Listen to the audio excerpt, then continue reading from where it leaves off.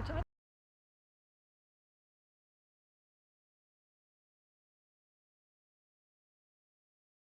Oh, there we go. Good. Just keep it in your pocket and check it. Yeah.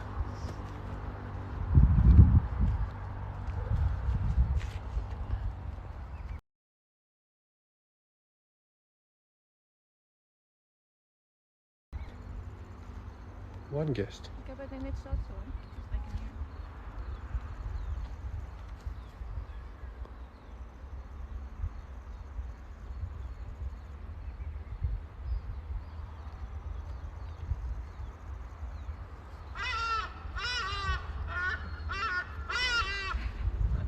Hi everyone, welcome to Ashia Cheetah Conservation. We are a conservation organization based in Paarl in South Africa. My name is Marna Smit, Director and Manager of Ashia Cheetah Conservation. And this is, my name is Kate and I'm the Assistant Secretary Manager here. And behind the camera, you'll see him now, is Nathan. Oh, I'm going to figure out how to flip this. He's figuring out how to flip it. Hold on guys. Flip camera. This is me. Hi. Alright, so as you guys can see, it's a very nice cold spring day. Luckily for us, the rain has not come yet and the wind has died down, so we should be able to show you guys around quite nicely. I think let's start with the basics while we wait for some of the viewers to come through. We can start with the basics of when Ashia was started, how it got started, and a bit of an overview of what's been happening on the farm for the past five years now. Yeah, 5 years now, yeah. So Stefan and Chantal are the owners and directors of Ashia. So they purchased the farm in 2016, and then slowly over the years it's now become what it is today, which is Ashia Center, where we have resident cheetahs, and this is like the hub of our conservation program, which is our release and reintroduction program. So there's been a lot of changes, a lot of infrastructure put in place, and now we have a beautiful sanctuary for the cheetahs that we're going to show you along the way. So Nathan can pan out over the farms that we have. You'll see there's quite a bunch of trees. The trees in the camps are predominantly guava trees. This used to be a guava production farm, as well as olive trees, which is further to the right. And we also have some grounds on the opposite side of the road that's filled with vineyards. We're renting the vineyards out to the neighbor. We're a bit too busy with cheetah conservation work to look after a wine farm as well. So we pretty much just took out a lot of the guava trees. As you can see, there are still many. They are really good shade trees in summer. Fall gets really hot in summer, up to 40 degrees sometimes, so we want to make sure the cats have got something cool to lie underneath in. Yeah, and it's just nice to have, we like natural looking enclosures, so if it's bushy and green and there's always space for the cats to hide, take shelter if they need, they always have that option, so they never have to be seen if they don't want to be seen, and that's important to us. So we can maybe start taking a walk down the dam wall. So all the camps that are to our right, they are all cheetah camps, and these are our resident cheetahs. Unfortunately, they are unreleasable, and we will show you a little bit more about them a little bit later as we make our way back up. And then further along the center, all the way down on that side, is where our wilding cats are. So those are cats that are either here for long-term rehabilitation, or they're here to start the first phase of their wilding process. So as Kate mentioned, we do wilding and release here, or at least we start the first step of the wilding and release process. And for us, the main thing that we want to correct is diet. So in captivity, the diet of cats are not always easy to manage. What we do here is we feed pretty much the same game that they would eat if they were out in the wild. So that's springbok, impala, some blesbok, zebra, and we try and keep it as natural as possible. So I think what I want to first lead off into is pretty much about cheetah populations themselves. So pretty much in Africa, you can just follow us as we go, Nathan. So in Africa, or in the world, there's only an estimated 7,100 cheetahs left. That is not counting captivity, so that is outside of captivity, but that's just the natural populations. Of those 7,100, there's about 1,300 in South Africa, and that includes private game reserves, national parks, as well as cheetah populations that we call them free roamers. They roam wherever they want to, they cross borders, they cross farmlands, and there's not a lot of information about them. We don't have correct numbers, but it's a rough estimate of those that they form about 30 to 40% of that 1,300 number. And the reason for the decline of cheetahs is a few. So habitat loss is a big one. And guys, before we go on, we just want to show you our beautiful proteas that we have. Nice king protea there. Don't know much about them, don't know how many there are in the world or what their conservation status is, but it's very nice to look at. We enjoy them. Yeah, so habitat loss is a big one. The illegal pet trade, unfortunately, has contributed to the decline of cheetah numbers. And they also have quite a high mortality rate, with not many surviving into adulthood as cubs. So there's a few factors there. I think one of the biggest ones is habitat loss, which we will cover a little bit more, but also want to touch right now on the wildlife trade that Kate mentioned. So many cubs get poached from countries where there's not a lot of regulation on cheetahs, where it's a little bit easier to get away with a few illegal things. So a lot around the Horn of Africa, there's a lot of cheetah cub poaching. And there's even theories that people are breeding cheetahs there and then just taking the cubs the moment they're born, putting them in boxes and crates and shipping them off to predominantly Middle Eastern countries for the pet trade, the exotic pet trade. And those cubs themselves, once they get there, or even if they get there, there's so many that can die during transport. They unfortunately, they don't get taken care of. They get diets that are completely the opposite of what a cheetah should be eating. And assuming the veterinarians, they don't know much about cheetahs either, so the expectancy of their life is usually about 3 or 4 years, and then the cats die from some strange chronic organ failure or anything related to that. After a horrible life anyway, so yes. Yeah, it's good to mention and good to be aware of, as not just cheetahs, it's lots of other wildlife as well. But yeah, our focus is on the cheetahs, so we're going to head down now and we'll tell you a bit more about our conservation program. To our left over here is our running enclosure. Nathan's going to pan over it just now. Cheetahs like to run, as I'm sure everybody knows. They are the fastest land animal, and we want to make sure that they can express that natural behavior here at Ashia while they're here. It could be a little bit longer. I wish we had more space, but it's 100 meters long. Yes, no, it's decent size. It's good enough to get a great run in. And the cheetahs love it. It's obviously what they naturally want to do. So having the ability to give them that stimulation and that form of fitness is super important to us and a big part of Ashia's conservation program. So we have a cheetah approaching us right now. He's apparently ignoring the guinea fowl to his right. But we're going to see if this cheetah will run for us later. His name is James. He's one of our permanent residences. But as you can see, we won't go into the camp itself. The whole machine setup is pretty much so that we can do everything from the outside. Yeah, it's So a safe, Nathan, if you and James want to come this way. nice safe setup that they can run without any interference. So we have a very, very big, strong battery that only Nathan can pick up. And then we also have a pulley system that it's connected to. So that ensures that the line goes pretty much a whole circuit around the running enclosure. And you're going to hear a noise now, I hope. And you'll see James responding immediately. And we're going to see if he goes.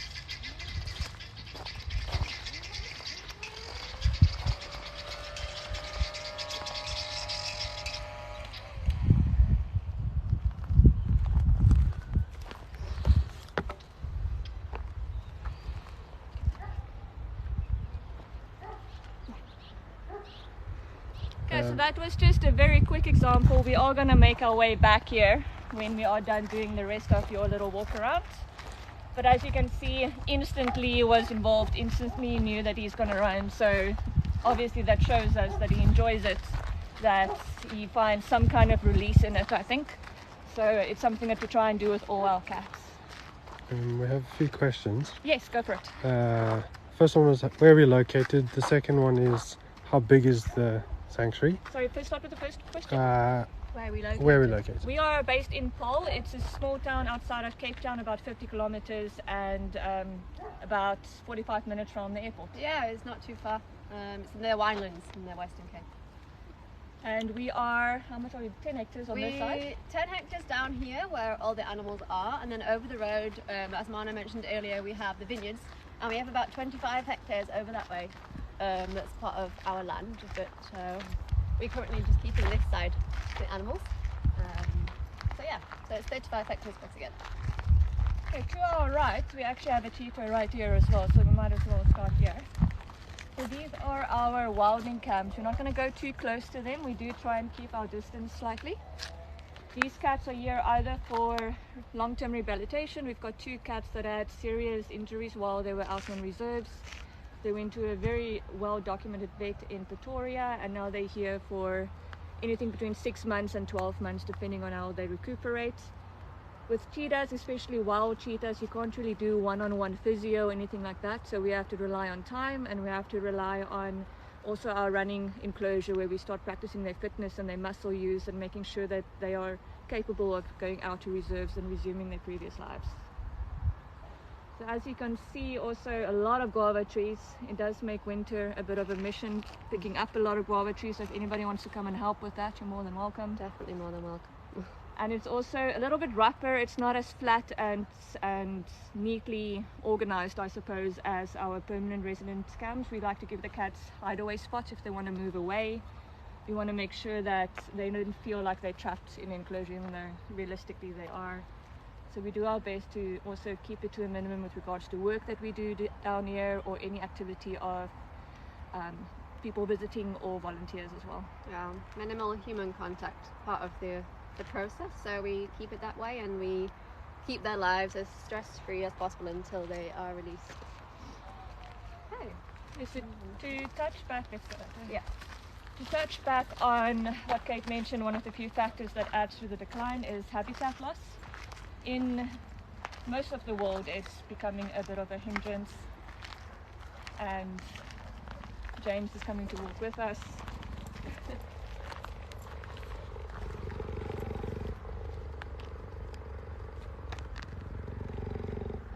Some more run. Yeah.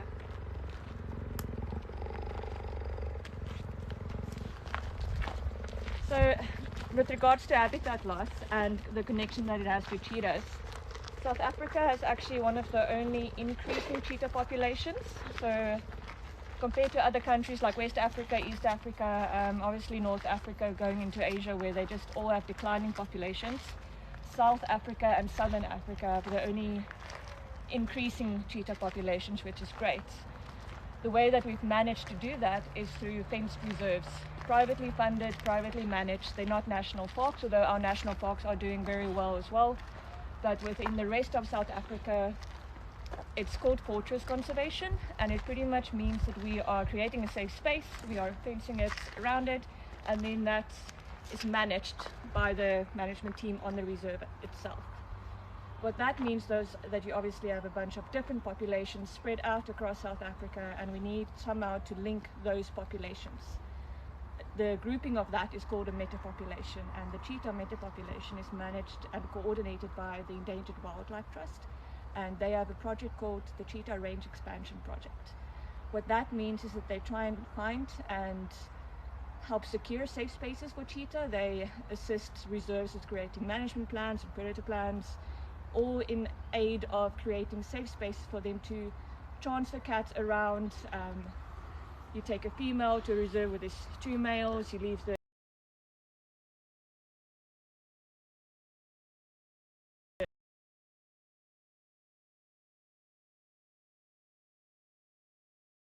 These guys, if we don't get to all the questions, sorry. Interesting question, are they purring like cats, similar to cats? They are very similar to cats when it comes to purring. It's how they soothe themselves when they're stressed. It's how they show satisfaction with something as well, and it's also a way of communication for them. So very similar to cats, but they do have a bit of a dark personality sometimes.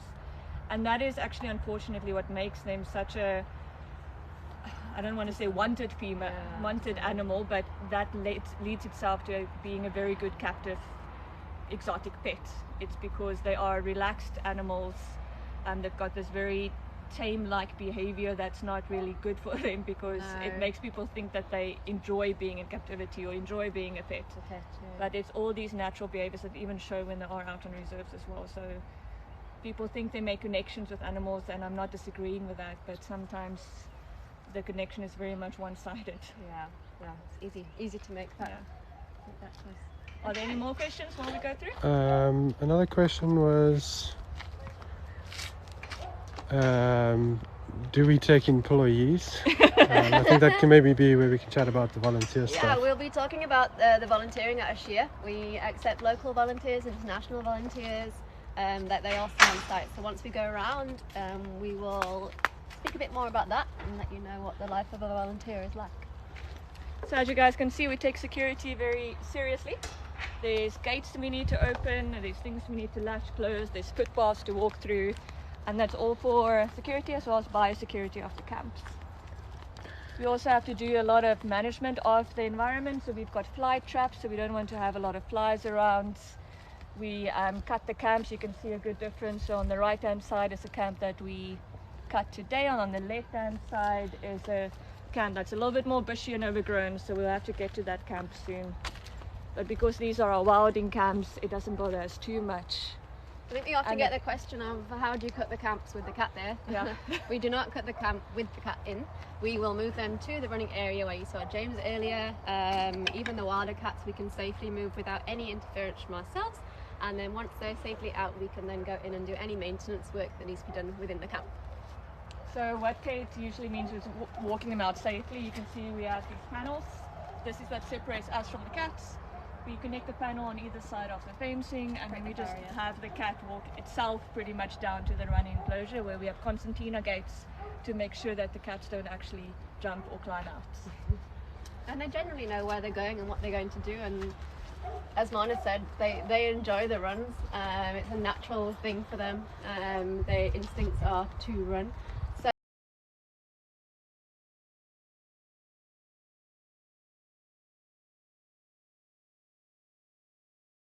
They generally want to go that way, and it's nice for them to get out of their enclosure and have a change of scenery, taking in some new scents, especially if other cats have been in that area. So yeah. Okay, so that's one of our wilder cats. He's here for temporary holding for the EWT, and he will most likely be moved to a reserve very soon, as soon as Nathan can sort out his focus problem. Focus is not working there. There we go. Yeah, this male, how old is he now, Mana? Chuck is just over 2 years old, yes. So he's still young. The reason why we're using temporary holding is on the reserve where he was from. There was a threat of inbreeding. Unfortunately, it's not always easy to move cheetahs. So you've got red tape issues, so permits are always a definite. And the permits were just taking a bit long for him to go to a different reserve. And now he's just going to be here for a further month or two, and then he's on to his next home. But as you guys can see, he's super relaxed. Cheetahs like to be high on mounts, they like having viewing points, so we make sure the cats have that in their camps. And it's general behavior that they would do in the wild as well. Yep. Okay, we can move on. So, as you can see here, we have smaller sections. So these are what we call the feeding camps. So obviously safety is a hugely important aspect in our work. So in order to feed the cats and in order to clean their enclosures, we can safely place the food within here whilst the cat is locked in that side, and then from the outside we can open with the stick. So we'll unlock and then open the gate this way, and the cat can come in, enjoy his dinner or his breakfast, and then we can go in and collect all the bones and just check the fecals and change the water and do all the animal husbandry, things like that. And those are the things that volunteers and interns are involved with as well. So we have a very good local intern program for South Africans needing experience. And then we've got also a very good international volunteer program that they're always helpful. We always have things to clean and to fix, and we need to enrich the animals' lives as well. So that includes running, and with the permanent resident cats, that includes thinking of alternative ways of creating an enrichment that would sorry to use the word so much, but enrich their lives. We need to think of things to make every day not the same as the previous day. It's the same as people. If you do the same thing day after day, I mean, you are going to be pretty depressed afterwards. Very quiet down here this evening. No, there's on the right, Nathan, there's one of our other cheetahs. Oh, and here we go, to the left as well. Let's do this one. So to the right, this is one of our female cheetahs, destined for a wilder life on a reserve. She lives in here with another female as well. They're both they're subadults. They are subadults, and they're here again, like the others, temporarily until they are ready to be relocated to a reserve. On the left, maybe you can talk about the boys now. Okay, so here we call them the boys, and that's a coalition of 4 cheetahs. They are all subadults as well. There's 2 more in here that Nathan will show you guys just now. They are also subadults, and they just heard a bird behind them. And coalitions are the most social form that the cheetahs pretty much enhance when they are in reserves. Brothers will stay together. Single males might meet up with one another and they form coalitions. So cheetah males will always try and seek a partner. That's not saying that you won't find single lone males out on reserves in the wild as well. That also happens. But generally, if there are more than one male in a litter, they will stay together and they will hunt together, live together. They'll find a female together and they will just stick together until their last day, pretty much. Strong bond. And obviously the bigger the coalition, the more success they may have with hunting and taking down prey. So it's always beneficial for one male to have a buddy or more than one buddy.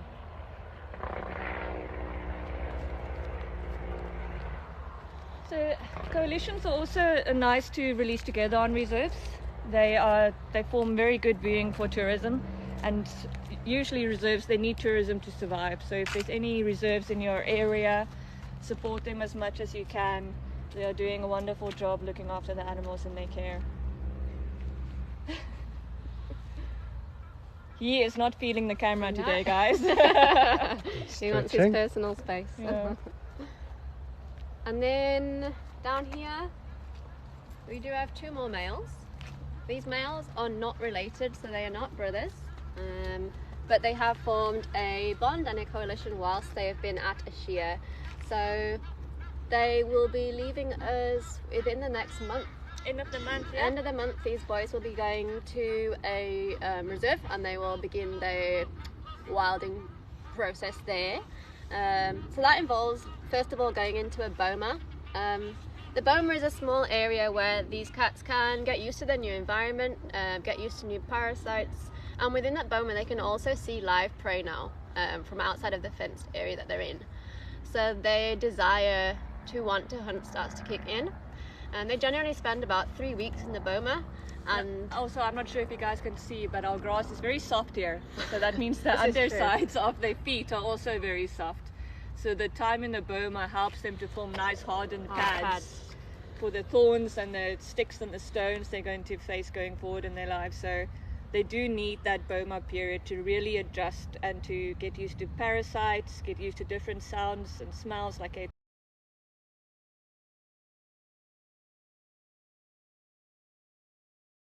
said, and then also just for them to lose their homing instinct slightly. yes, that's true. And then, yeah, after about 3 weeks, they are then released onto a section where they can now start to actually hunt. We've generally found with the cats we've released, they are hunting within the first days. The first day, pretty much. The first day, yeah. We've had a lot of success with that. Their technique is not the best. They are still figuring out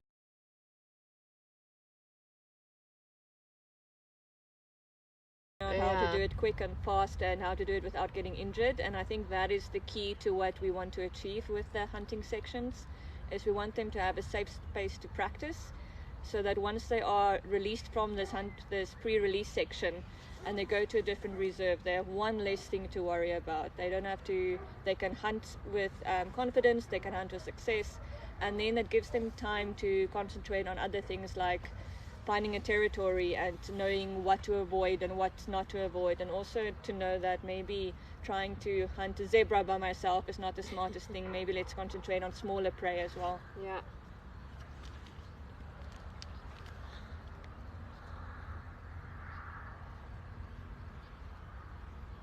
Okay, so Nathan, if you want to just pan to the other male on the mound over there.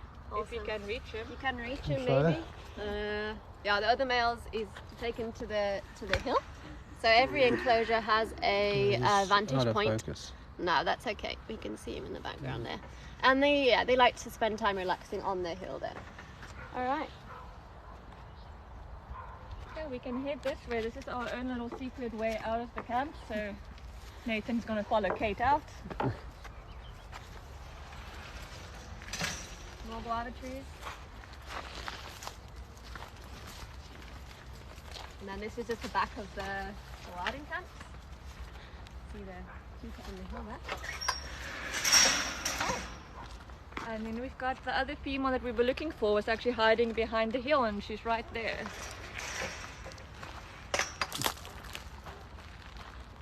So these females are not quite fully grown yet. They're still subadult. And you can still see they've still got quite a lot of fluff. So as they develop and as they grow, they will lose some of that fluff and obviously get a bit bigger, more strong. So yeah, they're still growing. They're still quite small. Yeah, they are only going to be fully grown when they are about between 24 and 26 months. So they only reach adulthood at 2 years. The cubs are generally... so this one cheetah's making a funny face for us. They are generally cubs until about 8 months old. We will refer to them as cubs. Then after that, we will refer to them as subadults. Females will not always stick together. They might be together as a sibling group for a while, but usually by 28 months, they'll venture off on their own. Cheetah females are very solitary unless they have a litter. And the litter will stay with them from anything between 15 months and also 26 months, depending on how close a bond they might create. So technically, females are just the single mothers of this world. They have all the dangers. They have to look after the kids. They have to find food. They have to do all the work. They've got the And work the man cut just out. needs to show up, pretty much. Yeah, no, they have a very tough life, because as you can imagine, if the female, the mother has, say, she can have anything between 2 to 8 sometimes cubs. She has to tend to those cubs, but she also has to go off and hunt. She has to feed herself and she has to feed all of those hungry mouths. And in the meanwhile, while she's away hunting, there's predators, you know. Lions are one of the biggest killer of young cheetah. And there's hyena. And leopards. Leopards, yeah. So there's a range of threats there. So the females have a tough life, you could say. So if cubs do survive into adulthood, it's a great success. So the average survival rate of a litter is only about between 10 and 15%. I mean, the rest usually die off. It's usually also, the females usually have their first litter, and most cases, if not all cases, they might lose that first litter. Then the second, third litters are usually more successful.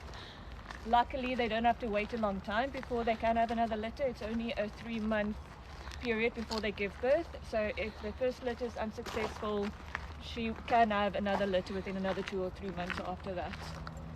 And then I think cheetah love is very complicated as well. So in most species, you don't need to have both parties willing and wanting to, I suppose. Cheetahs need to react to one another. They react to the smell of the hormones or something like that. And then the female needs to say, yes, I want you. And then the male needs to also say, yes, I want you. And then hopefully they will create a beautiful litter of cheetah cubs. Yeah, it's like a dating game, I guess. Yes. They both want each other. Yeah. And then obviously you want to have a good genetics there as well. So within, I guess, captive environments, I mean, we don't breed here, but we do get some of our cheetah from ethical breeding centres.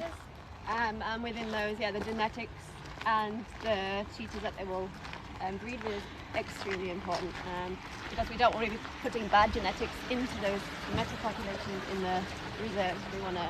It's a huge part of Ashia cheetah conservation is the genetics, and we also do some studies.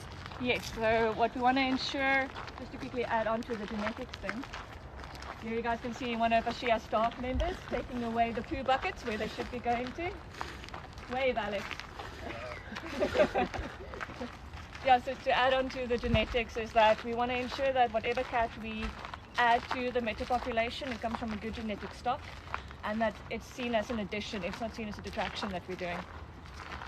So one of the studies that we are helping with is with Sunby, and we are pretty much ensuring that there's a very good way to check the genetics and the relatedness between reserves. It's an ongoing study, so whenever we sedate a cat or we need to move a cat or help EWT relocate a cat, we make sure to take blood samples and we send that in for testing and inclusion into the database. Alright, so on this side, this is our one long-term case and permanent cats. As you can see, a completely different feeling to the camps. It's a bit more manicured. And before everybody asked, it's an empty camp on our right because the gate was unlocked. There's no cat in there. Before somebody worries that a cheetah is stalking us. Just to update everybody again, the location is in Paarl in Cape Town. Western Cape. We keep getting the question of where we are. Now this enclosure is also empty. This is actually where James, the cheetah you guys saw earlier in the running area, he is in there. So this one is empty. So you can see they have nice big enclosures. They have shelter when they need it, areas to get up high.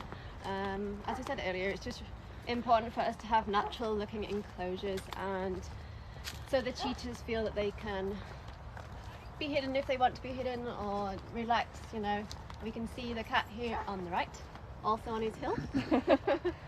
So as you can see, it's a very natural behavior from all the cats we've seen on their separate hills. This cat is actually here for long-term rehab as well. He had a injured calcaneus, which is pretty much, in layman's terms, a heel bone or ankle bone, and he's fractured it once before as well. So we are being extra careful in ensuring that he doesn't exacerbate it too much. He's got some nice flat lawn here to exercise on, and so far it's going good, and we're hopefully making plans to relocate him soon. Yeah, and for him, he will be a lone male, so he'll have to, well, he'll probably go for more smaller prey. He hasn't got an extra buddy to help him hunt, so they adapt to that sort of thing and what they're capable of.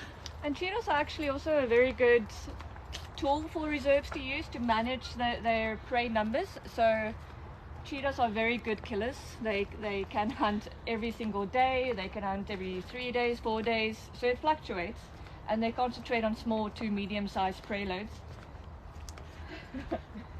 There we have another cat behind us. Also on the hill. So reserves like to use them as a management tool, and they make sure that the cats, we don't give them too many cheetahs, because if you have too many cheetahs on the reserve as well, it will completely wreak havoc on their prey situation. If you don't have enough, your herbivores might overgraze the reserve completely and just destroy the natural habitat as well. So it's a very fine balancing game reserves need to play, and it's also in coordination with EWT. They are very good at discussing and helping reserves decide how many cats their reserve can actually hold. Yeah. So we touched on diet.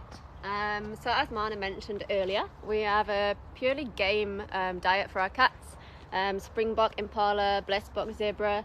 We don't feed them every day, so it's not really that natural for them to eat every single day continuously. They need to give their digestive systems a rest, give their bodies a rest. So we feed our cheetahs 4 to 5 times per week, so that they have those fasting days, which is really important, and to try and mimic their natural eating behaviors in the wild.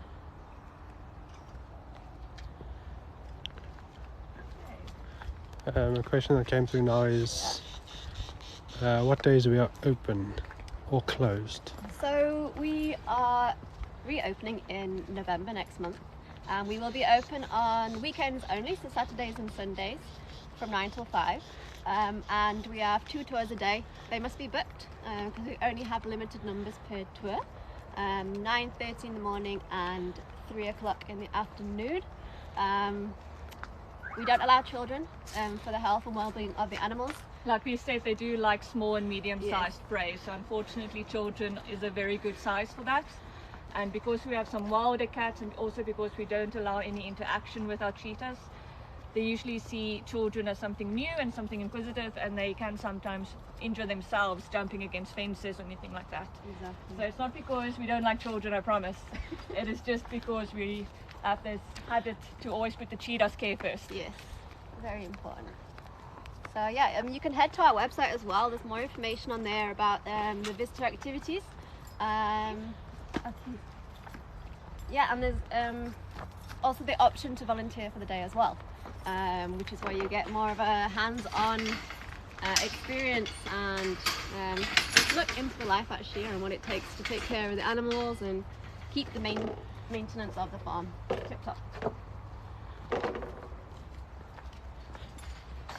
So as we walk around now, we're actually going to be able to see the volunteer house. So when we get volunteers that stay for a period of 2 weeks or more, they stay on site, as do all of the staff at Ashia, and yeah, you get a nice sort of view in your accommodation, and it's a very comfortable modern house. So big white building over there. The white building over there, Just behind the leopard enclosure, so you get to hear leopard sounds at night. They are very vocal, very talkative, so sometimes at 2 o'clock it does give a nice rumble. we just got another cheetah to our right here. So this is actually the oldest cheetah at Ashia. She is going to be 16 in February. So cheetahs in captivity, depending on their quality of life, they generally live between 12 to 15. This female here, she is 15 now. She's in good condition, and she lives in here with her best friend. She's hiding behind the bush here. You can just see a random spot here. Who is also another female. So these two females have a very special bond, although like Mona said, it's not natural for females to be with another female in the wild. In captivity it provides extra, I guess, comfort for them, and I mean, they groom each other and they play with each other, yeah. so it's a bit of a social interaction and companionship. Yeah. And she just got a fright from Nathan. Sorry. Guys. Okay. He's trying to get a nice view for you, but sometimes I it's not startled always her a bit. easiest. She's also one of our smallest cheetahs. She weighs around 30 kilograms compared to our largest cheetah, who weighs around 55 kilograms. How many spots does a cheetah have, Kate? It's a good question. How many spots does a cheetah have? They have between 2,000 and 3,000 actually, and the spots are not just on their fur, they're actually on their skin. So if you were to, not that you would, but if you were to shave a cheetah, you would see the spots. Please don't on try the it at skin. home. No, don't try that at home. And the spots are there as a camouflage, essentially.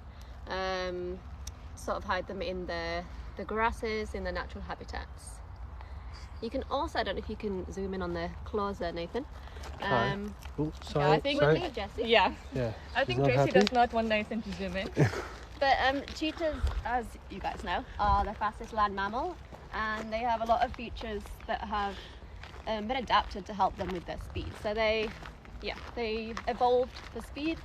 So their claws, although they're not actually that sharp, it's not the same as a leopard or a lion's claw, they are semi-retractable, so they cannot pull them all the way back in. So they're always partly out or fully out, and this is basically like the spikes of a running shoe, so it helps them to gain traction when they're chasing prey, and they are fantastic with speed, obviously. Related question is, how fast can they go? How fast can they go? Up to around 112, 115 kilometers an hour. What's their nut? Like in 3 seconds they can get that high. Pretty much in 3 seconds they can around get 3 that seconds. speed, and they in the wild they don't naturally hunt at that speed, so they would actually kill if they do find a prey, their average speed on that is about 60 to 70 kilometers per hour, and then they'll do the kill. They might use that speed just to get to that animal that fast, but after that they slow down a bit. Yeah. And they have a tail that's shaped sort of like a rudder, and this helps them to maneuver themselves mid-air, so they have a very large stride, and if they're chasing a prey that suddenly changes direction, they can make a flick of the tail and their whole body will change one way or the other. Here we have one of our resident leopards. So these leopards, as well as some of the cats here, that's permanent residences. They came from previous breeding facilities. They were used to breed with, and we are now offering them pretty much a retirement home going forward. As you can see, Mischief can be talkative. Yeah, so Mischief, she is around 11 years old now.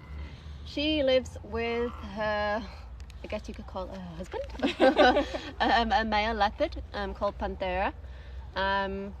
They are best friends. The only time we have to separate them, like this happen now, is when they eat. So although they're very good friends, they would fight over food. So she's currently in her feeding area. She's just had her dinner, and she'll be let out of this area Tomorrow morning. Tomorrow morning, yeah. So she just got a fright from the noise the gate made. It wasn't electrified or anything, if anybody's wondering. As you can see, she can still touch it now. Yeah. So she's just in a little feeding area for the night, and then tomorrow morning we'll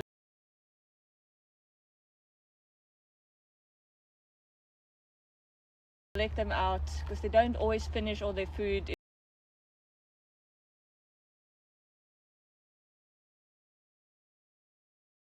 in one setting. They like to take their time, and they are a bit active during the evening as well. Yeah. Yeah, but let's move on. In this direction, we're going to see if we can still get a cheetah run in for you guys.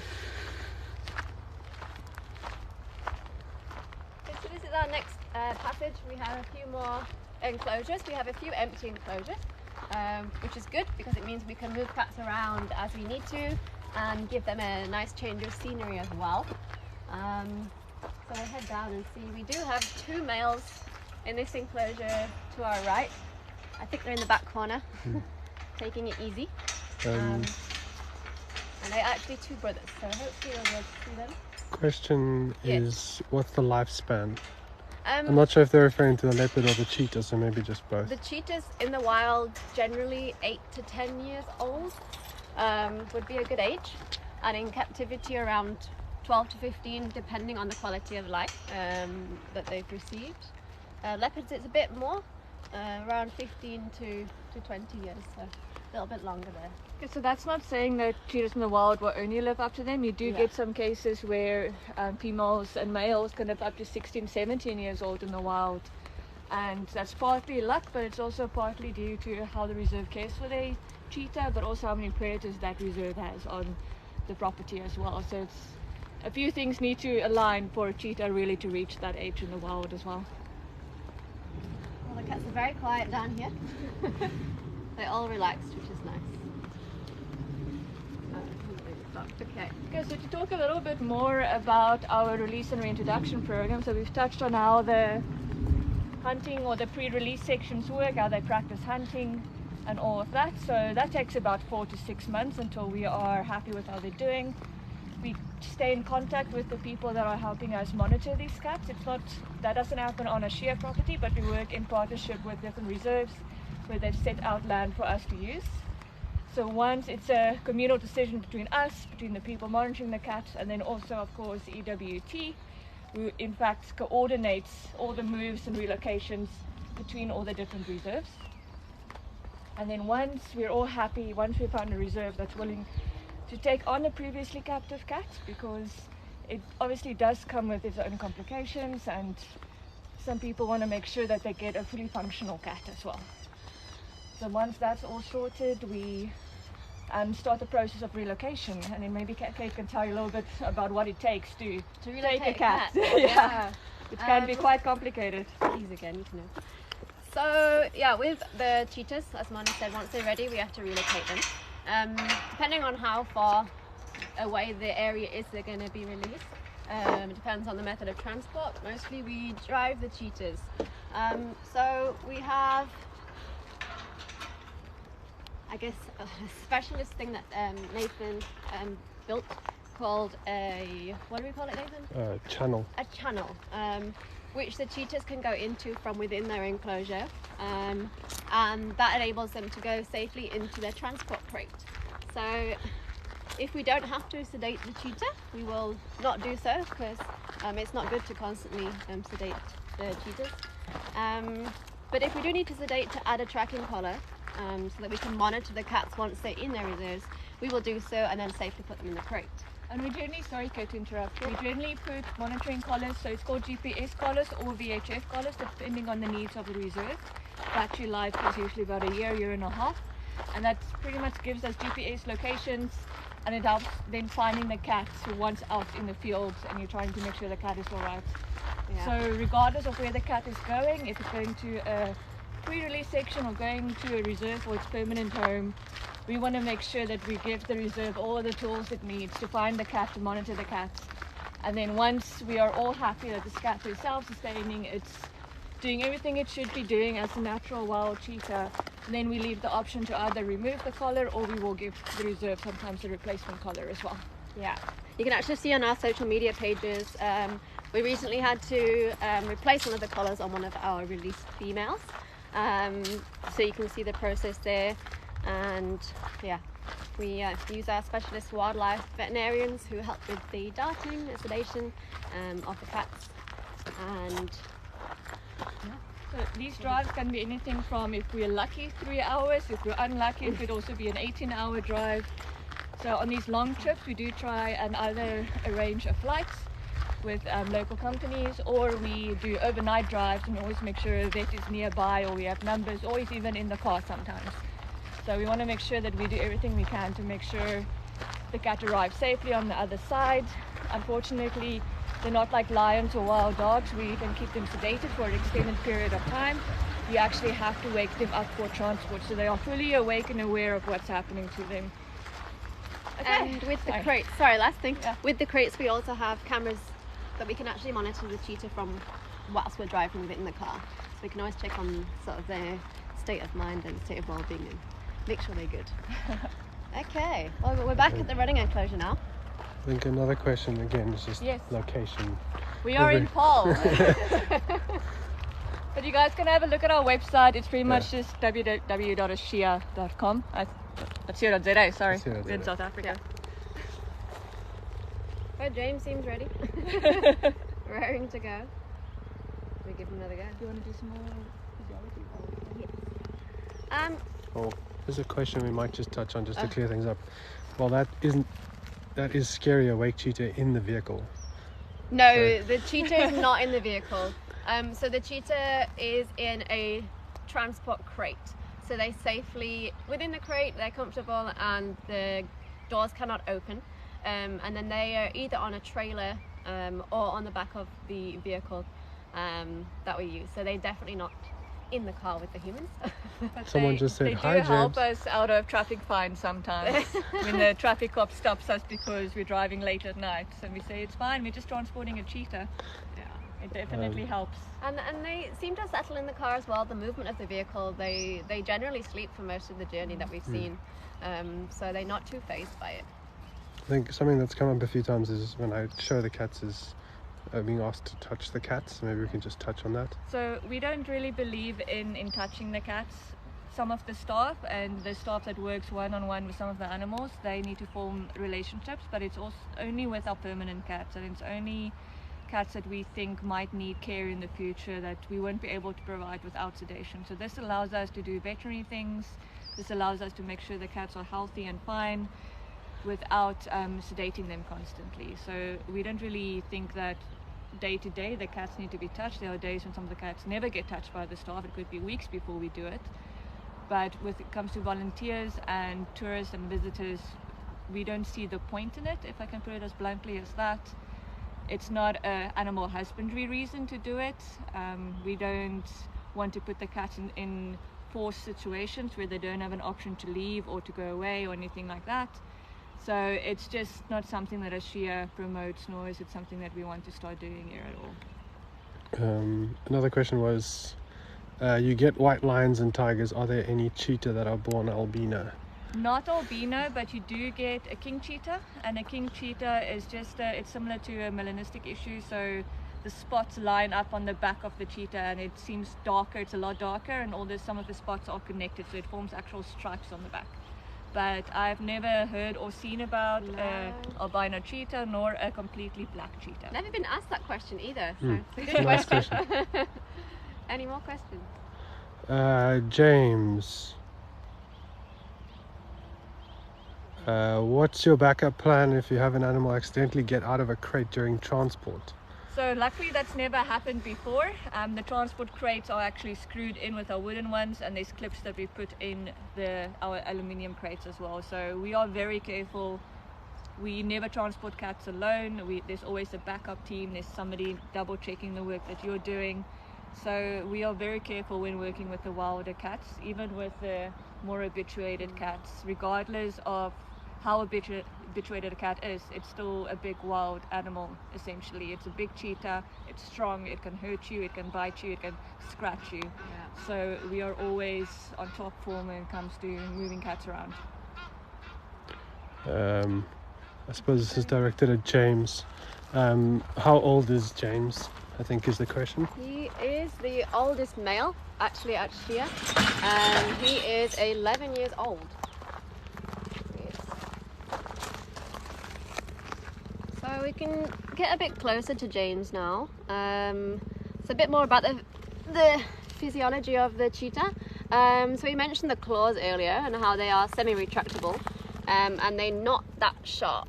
However, they do have a very, very sharp claw called the dew claw, which is essentially like the thumb. With the dew claw, that's what they use to trip up their prey when they're hunting. So they will be able to anchor that into the prey, trip them up, and then they will suffocate them. So that's the way that cheetahs kill their prey generally, is that they grab them by the neck and they will suffocate that prey for as long as it takes for the prey to start breathing. Okay, so I think James is wondering why are we not running yet if he's in the running enclosure. So we're going to move out of this little small area and get Nathan all set up so you guys have a good view of him running. Maybe just for the viewers that joined later, explain what we're going to do. Okay, so we've got a fitness field, or what we refer to as the running enclosure, and that pretty much means that we've got a big field with a lure pulley system. You'll see there behind me there's a big red battery. It's connected to a bit of a machine set up there, and it's a big rope on a looping system, and we're going to make James pretty much follow the lure that we put on the rope and to get him to do his fitness for the week. We do this with the cats at least once or twice a week, sometimes more if we can fit it in, but cheetahs can be very tricky. On hot days we don't want to overexert them. On cold days or on rainy, wet days they can slip and slide on the grass, and we don't want them to get injured in the field also. Great. Okay, I'm just going to try and get set up. Hold on.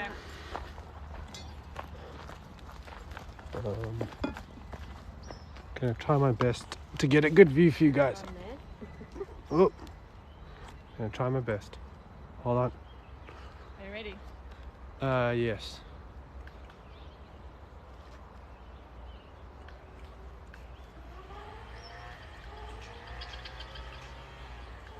So we're just trying to find the lure real quick. As soon as somebody sees it, give me a shout. Here it is, yeah. Okay. Yeah. So guys can see he's waiting for something there. There we go.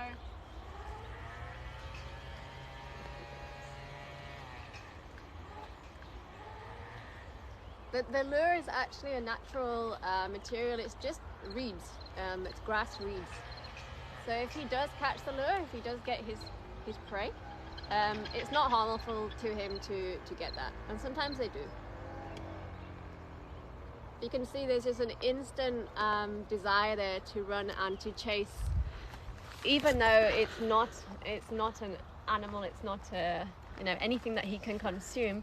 Yeah, the instinct is just there. So we try not to make them run too often, too fast, or continuously. We get 1 or 2 good sprints in, and then once they've done that... Are you winning then, Nathan? Yeah, the focus is not the easiest. There we go. There we go. So once we do that, we let them rest a bit. They can overheat if we run them too often. They can overheat also when hunting. So sometimes if the hunt is not successful in the first 30 seconds, they will abandon it. And then they'll rest for about half an hour before they tackle their next hunt. So we follow the same regime pretty much for them here at Ashia. I think just before we end, there was also a question about the volunteering again, just for the people that want to. Okay, Yeah. so yeah, the volunteering is open to anyone age 18 and over. And you don't have to have any education or any set skills, just a passion for conservation, for wildlife, and for the animals, of course. The volunteering there's a lot of animal husbandry, there's a lot of cleaning of enclosures, picking up poo, preparing meat, so you have to have a slightly stronger stomach. And by preparing meat, Kate, does mean sometimes we do have to process carcasses here on Ashia, so you can't be shy of or scared of wielding a knife sometimes and getting very bloody, unfortunately. Yeah. These cats are unfortunately not vegetarians, and we, like I said, we try and feed them their natural diet as much as what we can. So yeah, there's a lot of that involved, and then as we are a farm, there's always upkeep to do, so it's quite a maintenance heavy job, which is nice because you're outside, you're getting fresh air, you're getting sunshine, and you're learning new skills. So our volunteers always leave with new skills and a lot of new knowledge, of course, and more of a passion and more of an insight into what a conservation program actually is all about. So if you are interested in volunteering, we're definitely welcoming you. You'll be staying, like I say, on site, and there'll be other people where you're staying as well, so you'll have sort of a social connection, social time in the evening, and yeah, you can apply online. You can visit our website and apply there. So just on that, is someone said, can they volunteer part-time? Yeah, if you are local to the area, we do have a local volunteer program as well. There's just a small little induction day that we do need to set a date on, and after that we can work with you with regard to deciding how often or when to come. We obviously are training skills as we go, so we wouldn't want it to be too far in between, otherwise we're just going to be training you on the same thing every time you come. There's also an internship program, so there's every 3 months it cycles through, so you guys are more than welcome. Young students or people that have just graduated, you're more than welcome to apply for that as well. And then we also have the working holiday option, so basically volunteering, but you're staying in a private accommodation of your own, and you have a little bit more flexibility about your time. So if you are sort of working away, or you want a bit more time to explore the local area, because there's lots of nice things to do, you can have the option of a working holiday as well, and all the details are on the website there for that. I think we've pretty much reached the end of our live hour with everyone out there. Thanks a lot for everybody that joined. I think we covered maybe about 40% of what we do. If we had more time, there would have been tons more stuff to chat about, especially with regards to the conservation and the research studies that we have going on. I think sometimes an hour is definitely not enough to cover everything that we do. But apply for the volunteer program, come for a tour. You guys are always more than welcome, and keep an eye on our social media pages. We update there as often as we can with regards to the conservation work that we do, as well as some nice footage of James running a little bit more. Yeah. Cool. Okay, goodbye everyone. Bye.